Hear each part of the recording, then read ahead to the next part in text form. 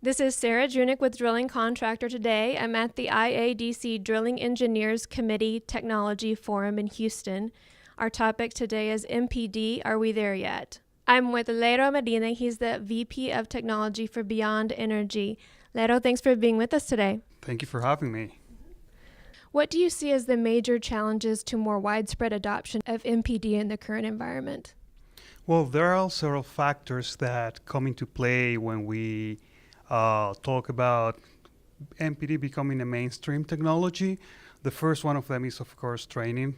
I think that if we start with people who are starting their careers and they have a better understanding of what MPD is, then we'll create a base of users that will know when to use it and especially when not to use it, so it becomes a technology that can be applied more efficiently in the field. The second factor will be availability. So as MPD becomes more readily available, not only from the drilling contractor perspective, but also several players in the field on the service side, then we will have users that will have a portfolio of services, equipment, and suppliers to go with in terms of when and how can I apply MPD in my wells.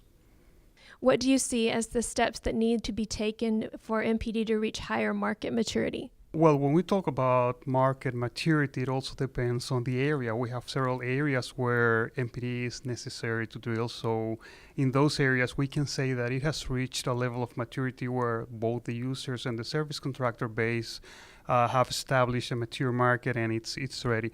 There are other markets where several factors can impact the widespread use of the technology, but mainly what needs to happen is we need to make it again more available to people. We have to come up with a solution that is practical for the area, that has a cost-benefit ratio that benefits both the service contractor and the operator, and at the end of the day creates a better ROI or return on investment on the field development team.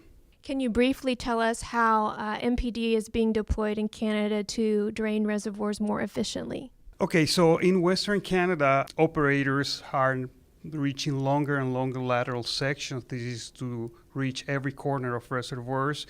This needs to be a solution that reaches longer in a faster time and with a cheaper or least expensive package. So we've deployed packages that have a lower number of loads that are ready to be deployed in a much shorter period of time in terms of rig up, rig down, and the time it takes from then to the moment where they say, I need MPD, to the moment where they're actually executing MPD, as well as less people in the field. So you are running a much more efficient solution in terms of less equipment, less people, and a faster time of reaction.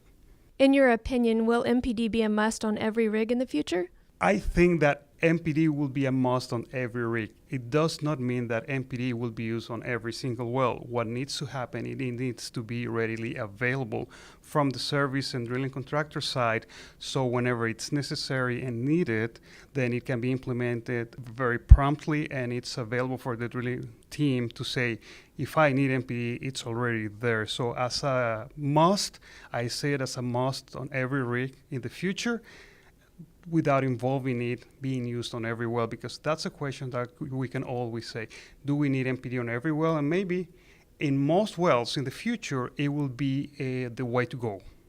But it doesn't mean that all wells in the future will need it. What needs to happen, again, is we need to have MPD available, enabled, and ready to go when necessary. Thanks again, Lero, for being with us today. Thank you very much for having me. And thank you for watching drillingcontractor.org.